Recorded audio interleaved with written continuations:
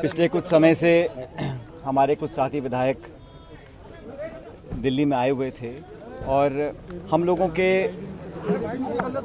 सरकार के और संगठन के कई सारे ऐसे मुद्दे थे जिसको हम रेखांकित करना चाहते थे।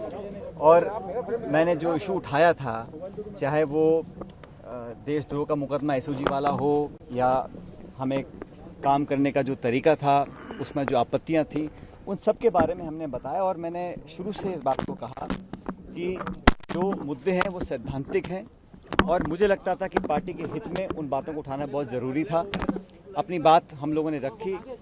इस पूरे प्रकरण के दौरान बहुत सी बातें कही गई, चलाई गई और बहुत कुछ मुझे भी सुनने को मिला। व्यक्तिगत रूप से कुछ ऐसी बातें बोली गई जो मैं समझता हूँ मुझे भी आश्चर्य उन बातों पे हुआ, लेकिन मुझे लगा कि संयम और विनम्रता हमेशा बनाए रखनी चाहिए। राजनीति में व्यक्तिगत दुर्भावना की कोई जगह नहीं है। हम लोगों ने, सभी लोगों ने मिलकर 5 साल तक मेहनत कर राजस्थान में कांग्रेस की सरकार बनाई थी और उस सरकार में हम सब भागीदार हैं। लेकिन जब मुझे लगा कि इन बातों में जहां पर मुझे आपत्तियां थीं या जहां पर मुझे लगा कि अपनी बात रखना बहुत ज़रूरी है, तो कांग्रेस के समक्ष मैंने उस बात को रखा। मुझे खुशी है कि कांग्रेस अध्यक्षा ने, पूर्व अध्यक्ष राहुल गांधी जी ने, प्रियंका जी ने, हम सब ने विस्तार से आज चर्चा करी और हमारे जो साथी विधायक हैं उन सब की बातों को, उन सब के कंसर्न्स को हमने प्लेटफॉर्म पर रखा है और मुझे आश्वासित भी किया गया है। मैं धन्यवाद देता हूं इस बात का कि ये 3 सदस्यीय कमेटी बनकर बहुत जल्द उन तमाम मुद्दों का निराकरण करेंगे जो मुद्दे हम लोगों ने उठाए हैं। मैं फिर कहना चाहता हूं, सैद्धांतिक मुद्दे थे, गवर्नेंस के इश्यूज से जो मैं चाहता था एड्रेस हों, ताकि पार्टी और सरकार उन वादों पर खरा उतर सके जिन वादों को कर हम सत्ता में आए थे। और पार्टी पद देती है, पार्टी पद ले भी सकती है। मुझे पद की बहुत लालसा नहीं है, लेकिन मैं चाहता था जो मान सम्मान स्वाभिमान की बात हम लोगों ने करी थी वो बनी रहे।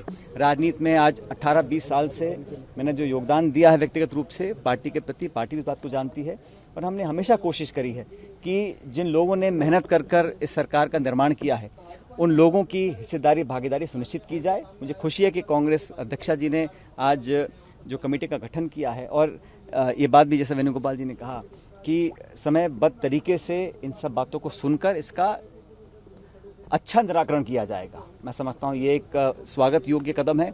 इसके लिए मैं कांग्रेस अध्यक्ष का धन्यवाद देना चाहता हूँ। जो आदमी सत्ता में होता है, असेंबली के अंदर भी सत्ता पक्ष जो होता है उसकी ज़्यादा जिम्मेवारी होती है विपक्ष को साथ लेकर चलने की। उसी प्रकार से आज अगर मैं मुख्यमंत्री हूँ और मुझसे कोई अगर मेरी पार्टी के विधायक नाराज है तो जिम्मेवारी बड़ी मेरी होती है कि मैं कैसे उनको वापस संतुष्ट करूं, उनका दिल जीतूं। ये मेरी जिम्मेवारी है। हम सबका कर्तव्य है, आप लोगों का भी है, हर प्रदेशवासी का, हर देशवासी का है। अभी संकट डेमोक्रेसी को बचाने का है। सर, तो क्या कह सकते हैं ईडी, इनकम टैक्स, सीबीआई का दुरुपयोग आप देख रहे हो जयपुर में क्या क्या हो रहा है, चुन चुन करके और बेशर्मी से कांग्रेस वाले जब राज करते थे हर चीज़ देखते थे, जनता क्या सोचेगी, जनता क्या कहेगी, लोग क्या कहेंगे, ये हमारी भावना होती थी। उसके अकॉर्डिंग टू फैसले होते थे। मुख्यमंत्री के इस्तीफे, रेल मंत्री के इस्तीफे, लॉ मिनिस्टर के इस्तीफे। अब इतनी बेशर्म सरकार आई है, लोग क्या कहेंगे चिंता ही नहीं है। जब आप धर्म के नाम पे राजनीति करोगे तो फिर ये जो आपकी भावना है कि परवाही मतलब लोग क्या कहेंगे, धर्म के नाम के डिवाइड करो, चुनाव जीत के आओ। 31% पे आए पहले, अब आए 39% पे आए। बाकी लोग रहते नहीं कि देश के अंदर 70% लोग क्या सोचते हैं। तो ये भूलना नहीं चाहिए सरकार को।